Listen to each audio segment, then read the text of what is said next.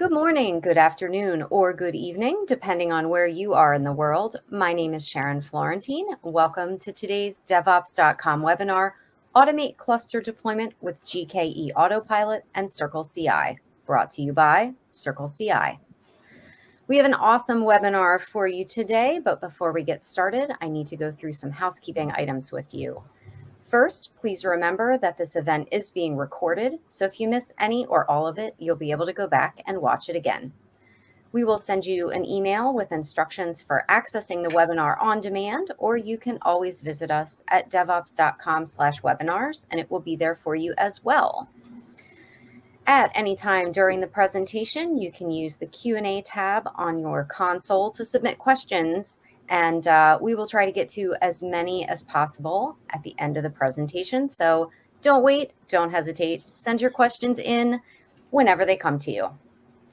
Finally, stick around until the end because we're doing a drawing for 4 $25 Amazon gift cards, and you need to be here to see if you are a winner.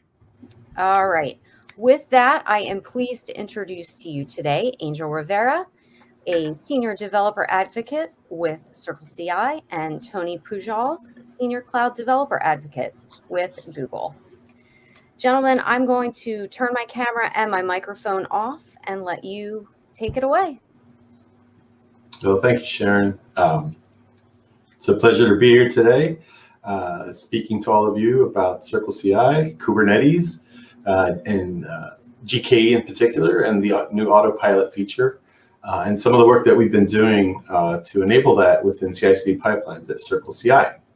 So I'm going to kick off a presentation with a quick agenda. So we're going to talk about CI/CD and CircleCI. Then we're going to jump into CircleCI orbs, what they are, what they do. And then I'm going to do an awesome demo for you, showing you how you can integrate the GKE orbs into your CI/CD pipelines, which enable you to build GKE clusters, test applications within that cluster, and then tear it all down, with your continuous delivery pipeline. And then finally, we'll jump into a Q&A session, as Sharon mentioned.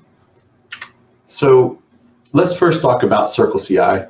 CircleCI is essentially a company that provides automation tooling, specifically in the DevOps space or continuous delivery space.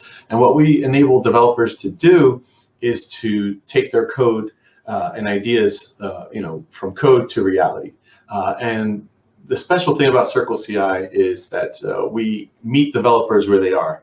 So what that means is, we try to make automating processes for development and release and continuous delivery as easy as possible by integrating and triggering this automation through regular developer workflows.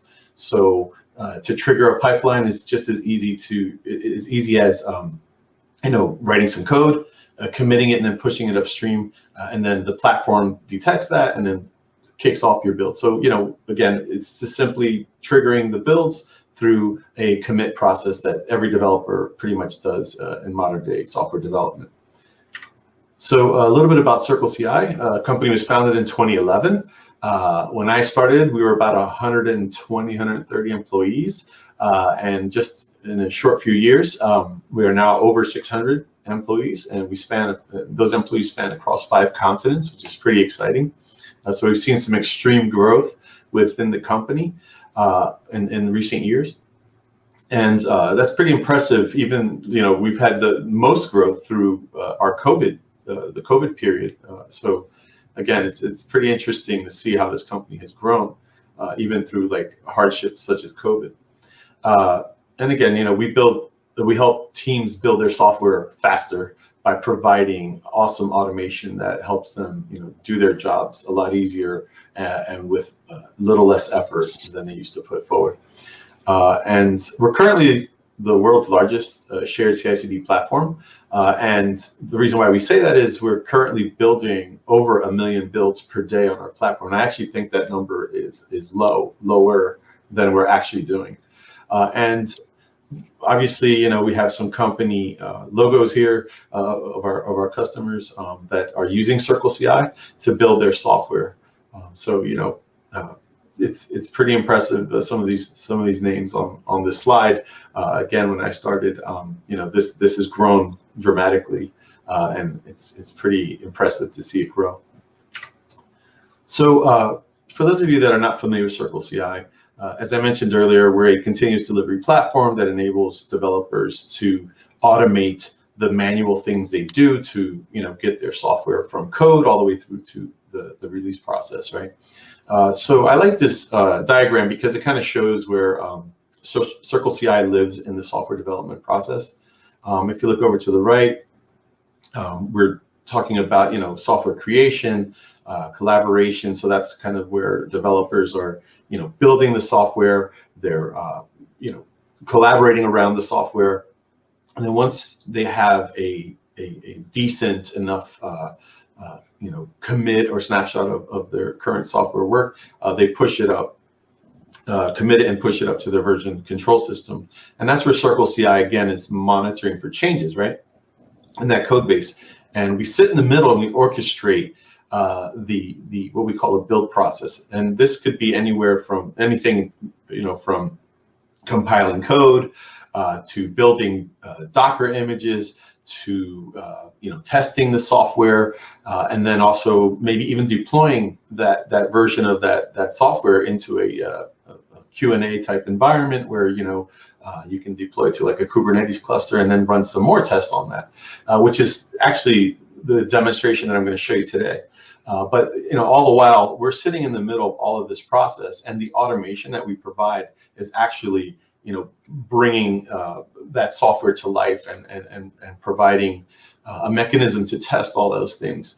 Then finally, if you look to the right, we're talking about more on the operational side of deployment, right? So we're packaging up, like I said earlier, into Docker containers so that we can then deploy to some container service like Kubernetes and GKE. But all the while, just the main takeaway here is CircleCI is the automation platform that's enabling all of these things to happen. And again, meeting developers where they are. Also, if you think about it, this is also a nice representation of kind of like how what DevOps means, right? So on the right, I would consider that dev, and then I'm sorry, disregard that. On the left, I would consider that dev, the creation process, and then on the right side, that's more of the operational things that CircleCI can deliver. So if you're thinking about DevOps, right, the left is the devs, and then the right logistics piece is more on the operational side. So let's talk about CircleCI orbs.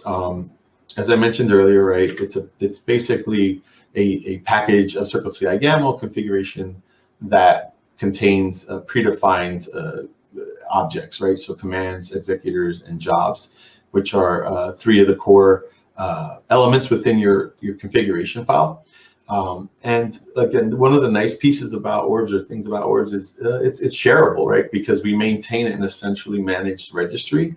And all you have to do is pretty much put a one-liner or 2 or 3 lines within your config file, and you're off and running with someone's orbs to execute, such as what we call the GKE orb or GCP GKE orb, which enables you to manage Kubernetes, right, within your CI/CD pipelines. So as I mentioned earlier, right, these are the 3 elements to an orb, or at least in the configuration file. It's all YAML. And this, by the way, is a way to, this is how you would define some functionality within an orb. Jobs are, well, let's start with executors. Executors, again, are things that are being executed, right, or the runtime that will execute the code. So you can define things like, hey, I want to use a Docker image here, and then you can also define the image that you want to use, which is the example that we're showing here. And then you have what we call a job. And the job is essentially a grouping of commands that perform a specific function. Like, let's say you want to create a GKE cluster. You can create a job that does that. And within that job, you have what we call steps. And those steps are just a list of commands that you want to run.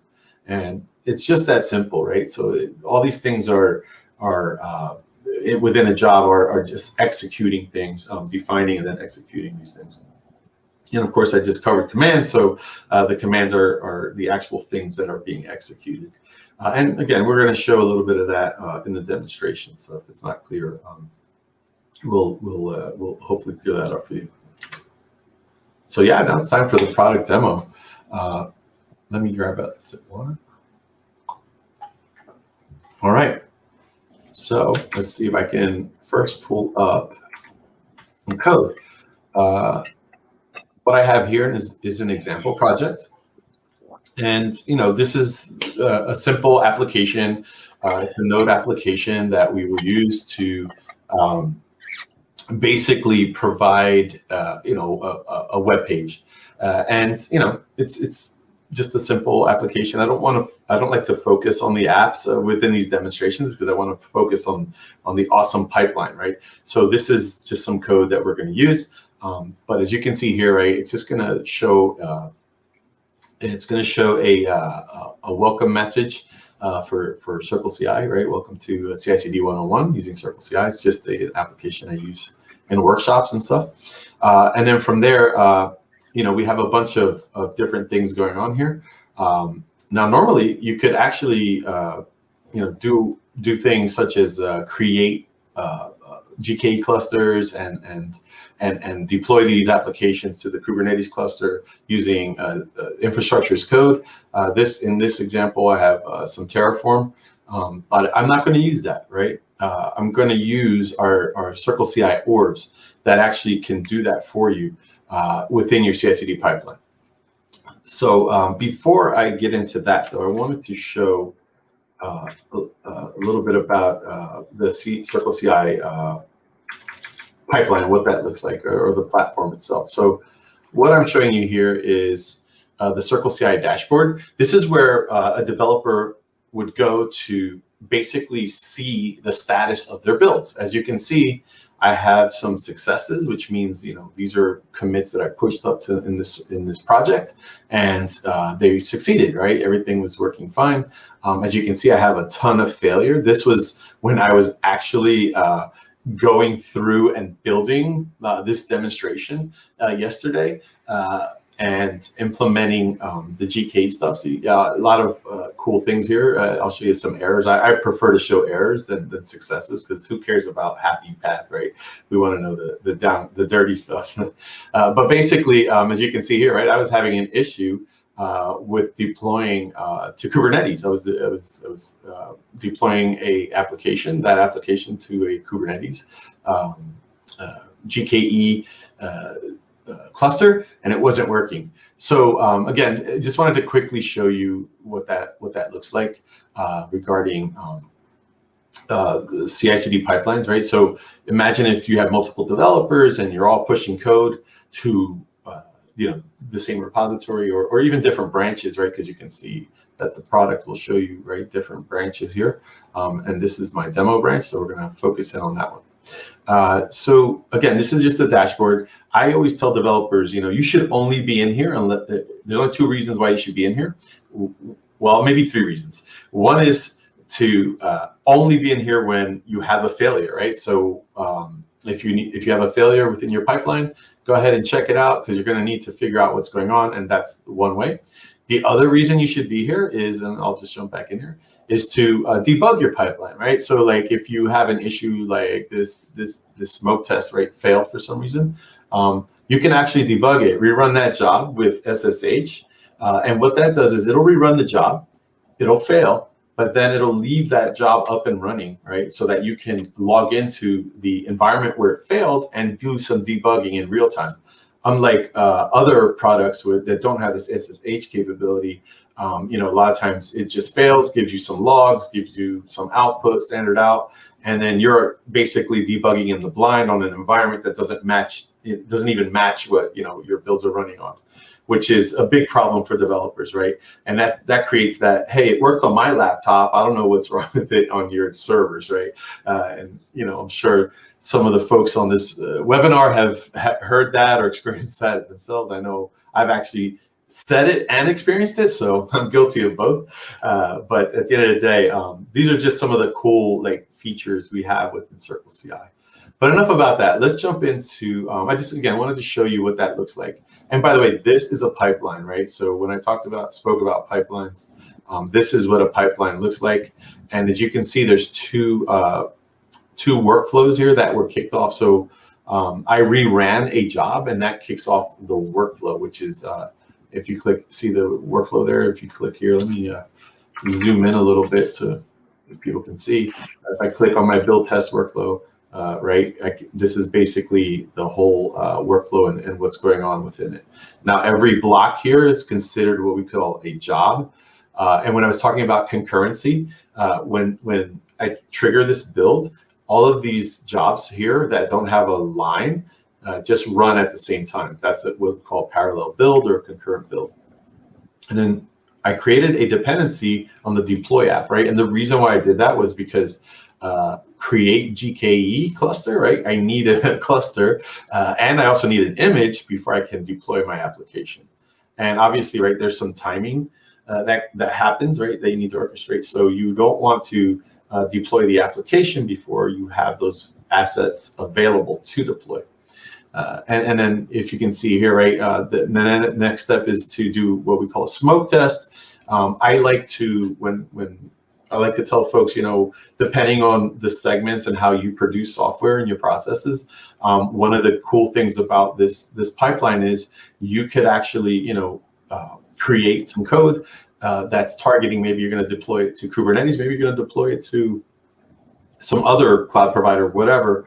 But at the end of the day, or other platform, you'll be able to test that, at least your artifacts that you build in your application were actually, built and deployed to the target environment, which is in this case a GKE cluster, Autopilot cluster. And then you ran some smoke tests, right? Could be just a simple OK200 test, right? Make sure the site is up and running. And then what we have here is a destroy command, right? So normally this here is an approval, which is a manual approval. So you would have to log in, hit a button, and destroy that cluster for the next job to continue. And I'll show that in the code in a little bit. But at the end of the day, this pipeline is really cool for basically just kind of giving that confidence, right? That this artifact has actually been deployed to a Kubernetes cluster and it works. So, and then you don't need that infrastructure anymore, you can destroy it. So that's what this pipeline is going to do. And you've seen it visually, right? So let's go ahead and jump over to the code again to show you what that looks like within the CircleCI configuration file. Now, with this CircleCI configuration, we have the directory. So CircleCI, the platform, right? In your projects, you need to have a folder with the name .circleci, and within that directory, we have this file called config.yaml, and it's pretty simple, right? So it's just, like I said, a YAML file that we process on the back end, and this basically defines all of those things. So when we were looking at this pipeline again, let's take a quick look at it. This is essentially what you're running, or this is what's defined in your config.yaml file. So as you can see here, we have a job called run test, right? And that's this one here. Then we have a build Docker image, which is this one here, right? So as you can see, right, I'm defining all of the things that you see graphically within code. So this job here basically runs some, unit tests on the code, making sure that, and this is just an example of a simple test, quick test that I do in these demonstrations. But essentially what happens here is, it's creating, it's running the test, making sure that the code is operating per the test. And if you want to see what that looks like here, right, you drill in and you can see all of the things that occurred within that run. And the nice thing is you can actually save the results to an artifact or a test, and you can see the results here, right? Like, hey, this is the test, right? So you can kind of pin your test to a build, which is nice for, if you need to do some auditing or some sort of, backtracking of bugs. Sometimes you have to do some forensics, and these tests kind of help, right? And having these tests available with the build helps. So, there may be even some compliancy requirements that require you to save the test, right? So whatever the case may be, it's all there. It's pretty easy to get to within the pipeline. So jumping back into the code, I kind of covered the test, right?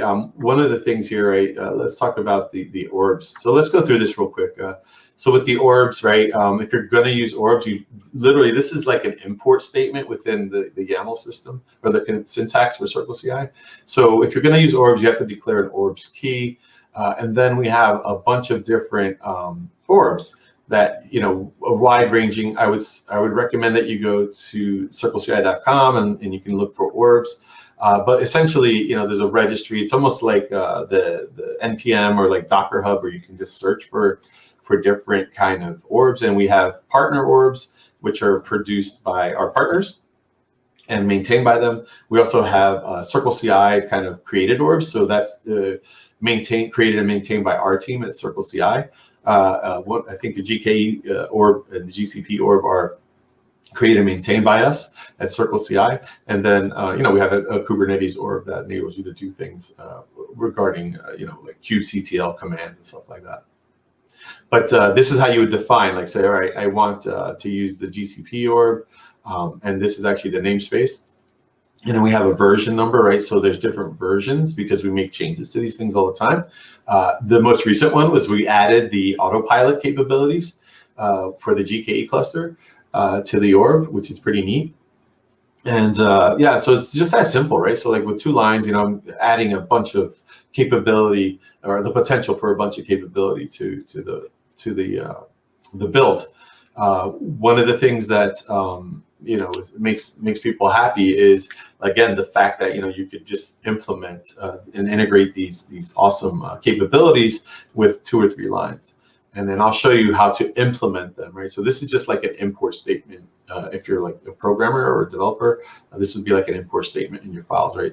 Bringing in those dependencies that you need for your build. So now that we kind of covered orbs in the syntax, I'm just gonna close this up. And obviously, right, we're gonna define jobs. So these are just the I would say the atomic level kind of things, right? A grouping of commands that accomplish a specific thing.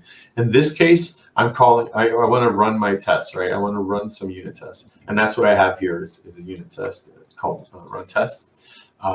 And then I have what we call the executor. So this Docker key here just tells the system to run my code inside of a Docker container. And this image key just defines what image I want to use, right? At CircleCI, we have these things called convenience images, which we produce and we install like the more common developer tools on them, so that you don't, as a developer, don't even have to think about that, right? So if you want to use a node image, you can just easily do that. And finally, we covered executors, and then within the job you have steps. And again, these are things that you need to execute within your job. This checkout alias key is an alias, what we call an alias in CircleCI, or special command. And what that does is just a git clone, right? To bring down the code, you need to have the code to actually execute. So that's a simple way for us to just say, hey, just check out the most, the code that pertains to the actual commit that you're processing. And then finally, you have a run command where you can define things like, just npm install your dependencies, and then finally we have a run unit test, right? So these run commands are separate blocks of things that you want to run, and it kind of separates, the execution of those things. And yeah, so having said that, before I continue on, let's go ahead and make some changes. I want to kick off, since in the demo, we're going to create a cluster, and that cluster creation can take a little bit because what's going on under the hood is a lot of things, right? So in Google Cloud, they're creating massive amounts of infrastructure for you. So it takes about a few minutes, and I just don't want to clog up the demo waiting on things. So I'm just going to go ahead and make some changes. So let's trigger a pipeline. The quickest way to do that is just to make some change to some code. So let's say node server running, and I want to tell the system what port it's going to run on, and I believe it's on port 5000. So this is, again, just simulating some some changes, right, to trigger my pipeline. So what I'm going to do is Control S, and then since I had the change, we'll use the code editor. I'm going to do a quick stage of that change, and then I'm going to say, I don't know, added port number, right? And we're going to commit that, and then just quickly push it up to GitHub, where I have the code. Now, if I click here in the GCP Autopilot demo branch, as you can see, my code change has been detected, right? And it's kicking off my pipeline. Now, what it's doing here again, it's going to create a Docker image for me, right, for that specific build, so that can, and if you want to take a quick look, you can see what's happening, right? It's building my Docker image. And it's going to tag it with the pipeline build. So that means, you know, I'll have like a way to reference back in my Docker images or that artifact, right, to a specific pipeline build. And then I'm creating a GKE cluster. Like I said, this takes a few minutes because it's creating multiple clusters. Now I'm using the autopilot feature.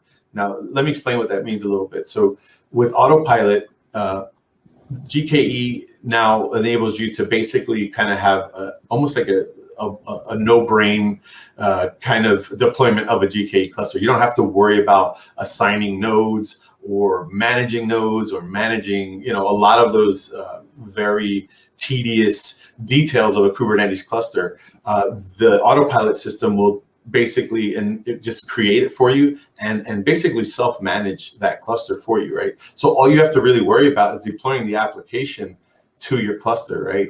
Instead of you know, managing all the bits. And you know, it's pretty amazing that when I started you know, in this business decades ago, I had to manage you know, 70-pound each server, right? It weighed 70 pounds. Plug it in, connect network, connect fiber, connect power, and you know, make sure it was in a secure facility. Now you just click a button on Google Cloud and you can create, like, you know, millions of dollars worth of infrastructure again with the click of a button and within like 5 to 10 minutes, right? It's pretty amazing how far we've come from those days to today. And I just want to let you know that, you know, in today's world, 5 minutes seems like an eternity sometimes, but imagine when I was doing it, it was like years before we could implement something like this. So 5 minutes is nothing in compared to the old days, right? Now I'm probably dating myself, but that's okay. Anyway, so let's jump back over to the code. While this is building, I want to jump back in and kind of go over the what we came here to see. So let's go back to the code. Now that I changed the application, I'm going to go ahead and open this thing up again. We did already kind of cover the run test. I'm not going to do that. The Docker image building, you know, that's the job that basically is going to take this code, package it into a Docker image, which we need, right? Since Kubernetes is a container orchestration tool, this is exactly what we need, is a Docker image. So what I'm doing here, right? You've seen this before, just declaring my executor where I'm going to build my Docker image. The only difference that I didn't cover or didn't have in the own is this line here, which is basically setting up what we call a Docker remote host. So what it's doing is enabling a Docker image to create a Docker images. And if you know anything about Docker images or creating Docker images within Docker, it's pretty, you know, pretty cool. It used to be pretty difficult to do, but now with our technology, you're able to do that within a CI/CD pipeline. And if we jump into the run command, right, what I'm doing is just building a Docker image. I'm exporting some tags. So I'm creating a name based off of the build. So this pipeline number, right here, will tie the build back to this pipeline, or this image back to the pipeline. And, you know, just creating some variables so that I can then name my image properly. And, you know, the common Docker build commands here, so that I have a unique name for my Docker image.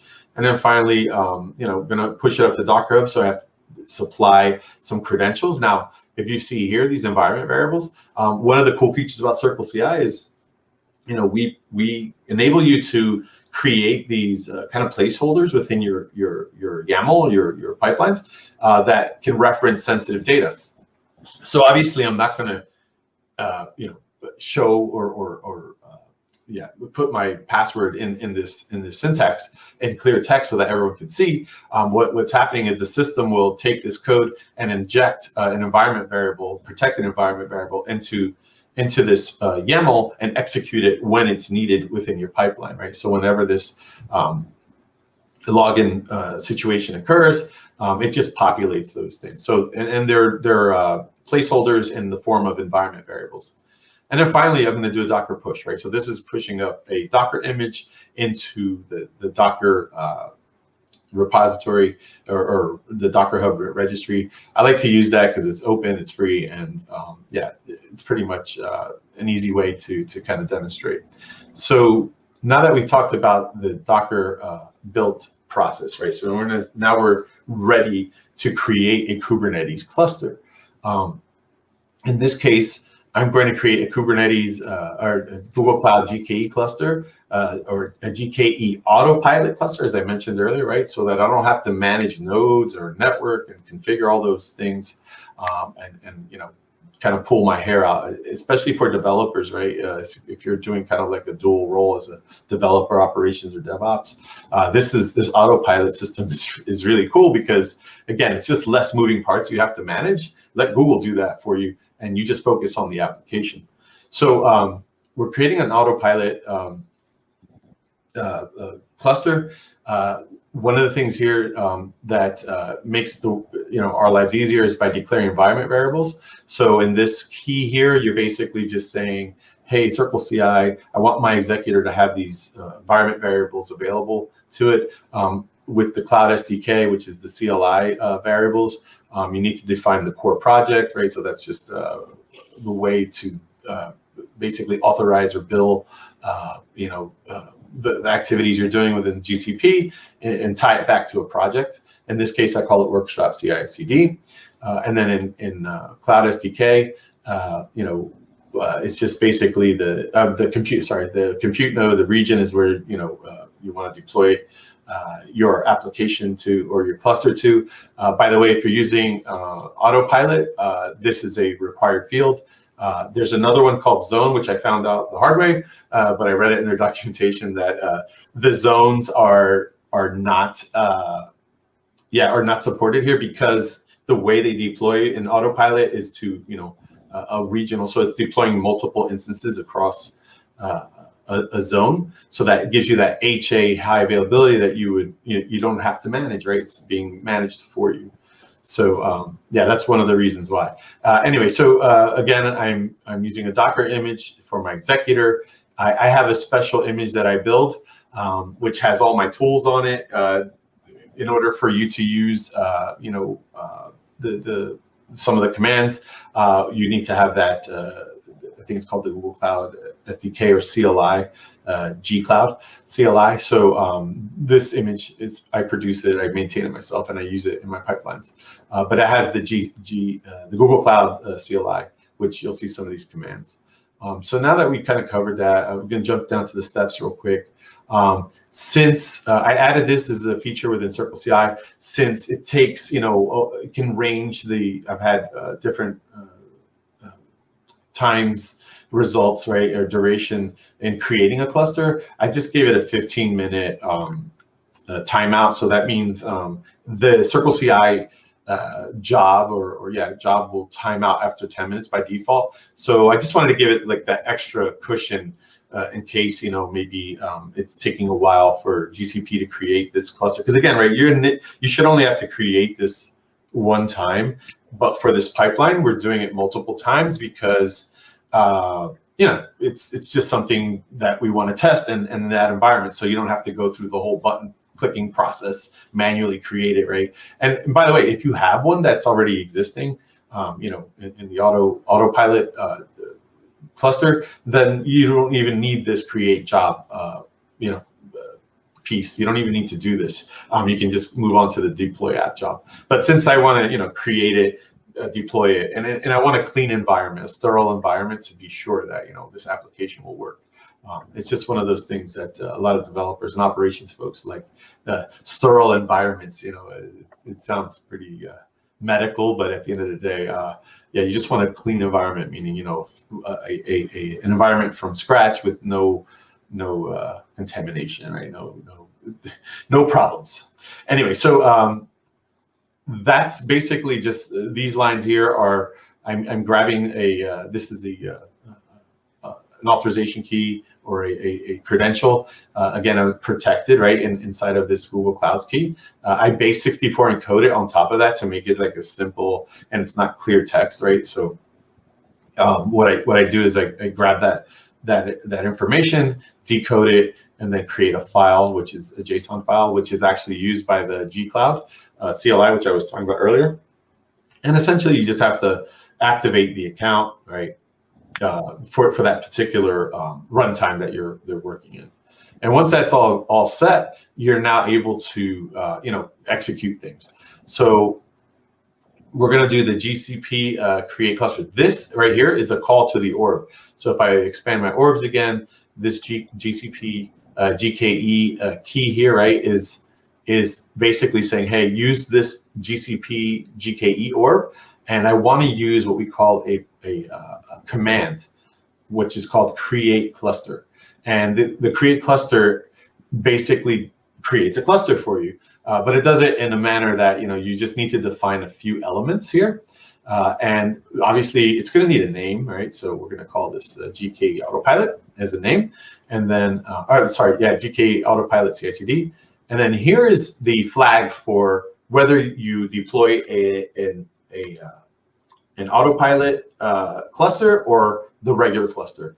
If this autopilot is false, this flag or key is false, then you're going to have a regular cluster. You're going to have to manage all of those deployment or the compute nodes. You're going to have to manage, all the networking, all the things that go with it. And there are some security implications there as well. But at the end of the day, this is the flag, right? This was the update that we made to our orb that essentially, will create a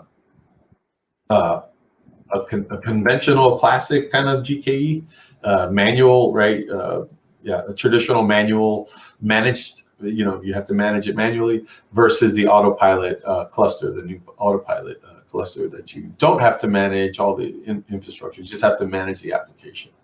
So again, and by the way, by default, if you don't have this key, the autopilot is set to false. So, you have to specifically tell it to run, and you have to do that by saying true.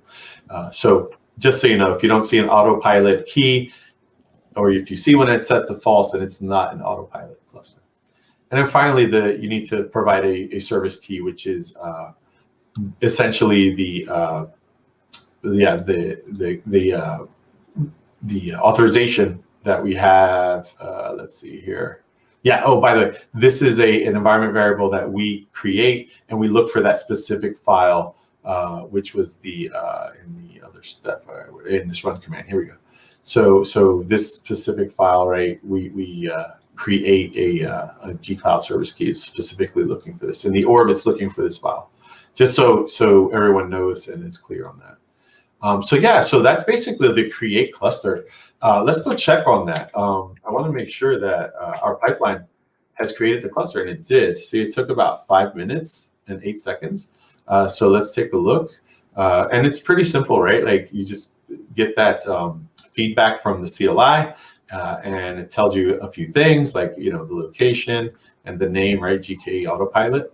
And then finally, right, we have also the IP addresses, simple things like that. And we have 3 nodes. We have 3 nodes running, which is cool, right? Like that's pretty neat. And by the way, let's take a look at that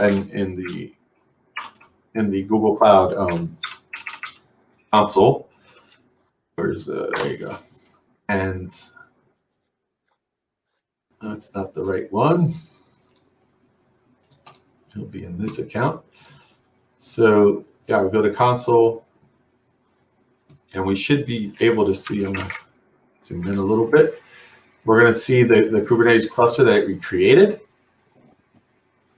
So there it is, right? It created a GKE cluster. It's an autopilot cluster. So again, I don't have to manage a lot of things within that Kubernetes cluster that are kind of a pain in the butt, to be honest. So yeah, Google's managing that for you. And yeah, you can see, right, it has a couple nodes in different areas. So again, we're getting that kind of high availability and scalability as well, without having to really, do much of anything. If the load on your application or you need more resources, obviously you can set some parameters to limit it or extend it. But at the end of the day, it's kind of like almost effortless, Kubernetes, so to speak. And let's take a look at the rest of this code. So we got our cluster up and running, right? That's awesome. But now I want to deploy an app, right? So if I go there and I don't, with this, there's nothing going on. It's just a cluster, empty cluster, waiting for an application to grace it and start serving up some apps. So obviously we want to run or deploy our application to this newly created cluster. And that's where this deploy app job kind of comes into play, right? What's going on here is we're going to now create a Kubernetes deployment. And we're going to deploy this application to that cluster that we created. And we're going to deploy that image that we created in previous jobs, right, to this cluster. Now, if we take a look at some of the environment variables again, right, now that I know my cluster's created, it's, kind of create some variables so that we can easily reuse things and maintain things in one location. So let's jump down to the actual steps, right? Again, I have a no timeout of 15 minutes. That's just leftover copy paste code. It could probably be a lot less. So it should be it's much less actually. But just left it there for all intents and purposes. And then the similar cloud, we want to deploy a Docker image. So again, we're reusing. And by the way, you can put this into a parameter as well and reuse it. But I just did this for the demo. So we've seen all of this stuff here, I think, before. Yes, except for, so this stuff we've already seen. This line here is new. And what I'm doing here is essentially I'm authenticating against the Google cluster. And what this line is doing is basically getting what they call credentials, or in Kubernetes, you have to have on the environment that you're connecting with, a kube config file, right? So that basically has all the sensitive information that enables you to access that Kubernetes cluster. Once I have that in my environment, which this call will give me, then I can do things, right? And one of the things that I'm doing here is creating a Kubernetes manifest. So, manifests are YAML files. I can show you what this generate manifest thing does. Basically, it's a bash script, right? And I'm creating a Kubernetes deployment, and I'm calling it K8s. And if you can see here, I have some arguments that I'm passing in right at the top, app name and then image name. And I'm essentially just populating making it a little bit dynamic, right? So programmatically creating a manifest. It's just me, I'm old school bash like that. So, you can do this in any kind of scripting language you want, but I'm using bash just to make it simple. And basically what this is doing is kicking off that creation, and then it's going to create that file, right? And once I have that file, I'm going to run some kubectl command to deploy, which is really simple. And then this command here will wait for 60 seconds because I want to make sure that once I deploy it, my cluster will, create the pods, and then, distribute them across the nodes. So that takes a few seconds, right? And I'm also creating a service. So if we look at that file again, I'm creating a service which essentially creates, if you look here, creates a load balancer within the GCP Kubernetes cluster, right? So that gives my Kubernetes cluster, my application, public access, right? So this is what enables people to be able to access my application, because if I were to deploy it without it, it would just be internal, and you wouldn't be able to do anything with it, outside of the Kubernetes system. So this exposes that service. And by the way, so once we have that deployed, we need to run some tests, right? And this command here essentially just gets the exposed IP address for that service or that application, and then I save it so that I can use it, save that information so I could use it in the next job, which is smoke tests. Now let's take a quick look at what a deployment looks like within the cluster. A deployment or in Kubernetes, what we call those workloads, right? So this is the stuff Kubernetes is actually serving. And in this case, we have a workload, and of course, it's my application. If you drill into that, you could see that the application has been deployed and it's running. And yeah, so we have pretty much the application running. And if we go back to the pipeline, I can get the IP address for that specific that code. Let's scroll up. Let's go build test, and we're going to do deploy app. So I'm going to grab the where did it go here? All right, yeah. So that would be here in the generate. So here's the manifest, right? You can see that it populated all the information. But what I'm after is, and it's not here, so I can get it from, I thought I exported it, but I can get it from my services. So this is what that services block in my manifest created, right? It's that load balancer. So I can grab that information here, click on that, and there's my application running in an Autopilot GKE cluster, right? So that was all created from my pipeline. And what I want to do now is talk about the next step, right? So we have it deployed, we create a cluster, we deploy the application. Now I want to test that application. So I have a job called smoke test, right? And I'm smoke testing that deployment. Essentially what happens here is, the application is deployed. As you can see, it took about 35 seconds for it to get deployed and get a couple instances up and running within Kubernetes.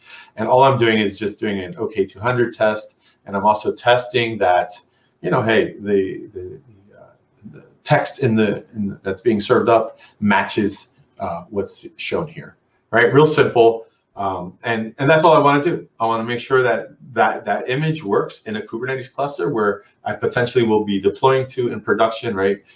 In the next segment of my software release process. So if we go back up to the pipeline, and I'm coming pretty much to the end here, I wanted to talk about this approve, destroy, right? So now all of the requirements I have for my pipeline have been accomplished. Normally, again, I was talking about, this approve, destroy process. Normally, this would just happen automatically, and I wouldn't have to destroy anything manually, right? I wouldn't have to click a button or anything. But for the demo, I needed to hold the pattern, so to speak, or the pipeline up. And that's what happens when you do what we call a manual approval process. And what that looks like is here. I'm not going to go over the destroy bits because that's kind of easy and boring, but here's some of the smoke testing, right? One of the things that happens here is, again, we're just running a test. I grab that endpoint with that one command, right, from the deploy app, which is echoing here, right, or actually here. And then I'm just saving it using what we call workspaces in CircleCI. But once that's all done, the destroy is pretty simple. I'll just cover that real quick, and then we'll jump into the workflow. So where are we? Yeah. So here's the again, the orb, right? So with 2 lines, I can destroy all that infrastructure that was created. I don't need it anymore. It'll be gone, right? And it's just that simple, right? These are, again, jobs are just like those building blocks, right? These are just groupings of commands and things you want to execute. And then workflows will tie that all together for you, right? So this is how you orchestrate how all those jobs will be executed, right? So how they interact with one another. And that's where, like, when I talked about parallelism earlier, you have 3 things going on at one time, right? Those are the workflows. You can see none of these jobs that are being executed in my workflow have any sort of dependency, right? They're all pretty much run. And by the way, CircleCI will run your jobs in parallel, concurrently, if you do not create a dependency. And the way you create that dependency is a require statement, right? And remember, I had a line that connected to build Docker image and then create GKE Autopilot. That's essentially how you create a dependency, right? And again, we needed to do that because you can't deploy this application without the resources to do it. And then here's a smoke test, right? And created a requirement for a deploy app to complete before, to test, because I can't test something that is not functioning or doesn't exist at the moment, right? And then finally, here's how you would add that manual approve button or step, right? And again, all you're doing here is telling the workflow, hey, stop here. And in order for you to stop here and tie it into the deploy app and smoke test. So those things must complete successfully before the approval process is actually even available to click on, right? So if we look before we click on that, so that's where this button comes into play. I click on it, right, and it asks me, hey, do you approve this workflow to continue? I just click this approve button, and shortly this will kick off. And what will happen is, as you can see, it created my destroy, or it executed my destroy GKE cluster job. Go back to that, and that's where this is defined here. And of course, right, I have a dependency on that approve destroy button, meaning the workflow is saying, hey, I can't kick this off unless someone clicks that button, right? Or unless this approve destroy job has been executed. So that's pretty much it in a nutshell. As you can see, let's see if let's take a look in our cloud console to see if the cluster is being destroyed, and it is. So see, if you eliminate that approval step, this will all happen automatically, right? So the developer doesn't even have to look at it. So like, let's say, I would say probably 10 minutes after he commits and pushes upstream, he will have an understanding of what's going on with his application and how it's performing within the GKE deployment, right? So in Kubernetes or whatever target environment. In this case, again, it's the GKE Autopilot cluster. So that's basically the demo in a nutshell. I know that if you have any questions, please feel free to ask us. Whatever questions you have about CI/CD pipelines or this demonstration in general or Autopilot, we're definitely here to answer those for you. But before I stop, I wanted to share some more information on my slides. Okay, let's see, we're here. All right, so the product demo is over. Yeah, now we're going to do some Q&A. So yeah, I'll turn it over to Sharon. Thank you. And thank you. Awesome. Well, folks, if you've got any questions, now is the time. Go ahead and put those right into the Q&A tab, and we will grab those here. If not, I'm going to go ahead and do our drawing for 4 $25 Amazon gift cards. And don't let me stop you, folks. If you've got questions, shoot them our way.